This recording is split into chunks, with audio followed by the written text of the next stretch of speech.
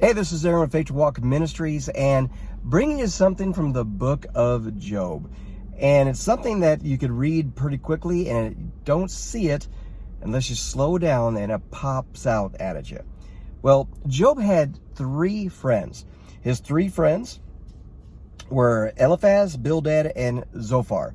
And in the book of Job, they give some bad advice to Job.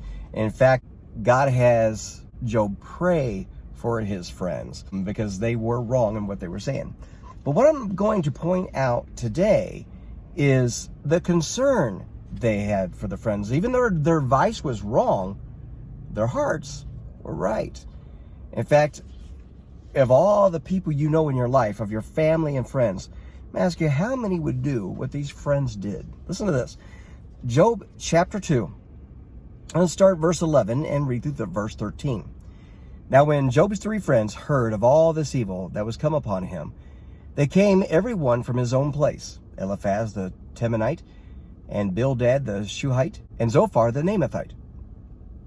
For they had made an appointment together to come to mourn with him and to comfort him. Now, when you hear something like that, you would think, well, they came and said, oh, we feel so sorry for you. And pray for him. No, that's what we do modern day. But that's not what they did. Listen to this.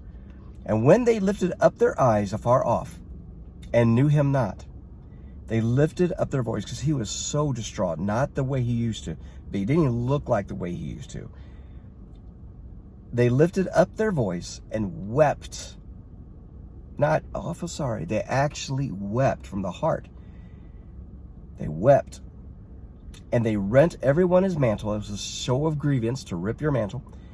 And sprinkled dust upon their heads toward heaven. Now listen to this, it gets even more. So they sat down with him upon the ground 7 days and 7 nights, and none spake a word unto him, for they saw that his grief was very great. How many friends, come on, how many friends do you have in your life, if you were suffering and mourning, would sit down with you, not speak, 7 days and 7 nights, just to be with you, just so you would know that you were not alone? And once again, their advice was wrong, but their hearts were right. And God had Job pray for them once again in the last chapter, because they needed it. But their hearts, and the reason is that God had Job pray for them, because he saw still their hearts. Their hearts were concerned for the friend. They had bad advice. They thought they had the answers, but they didn't. Remember, Job was suffering because God was showing Satan how righteous he was. And back then, as even today, you have people thinking that the only time you suffer is when you're sinning, when you're disobeying God, and Job was not. And so their advice was wrong.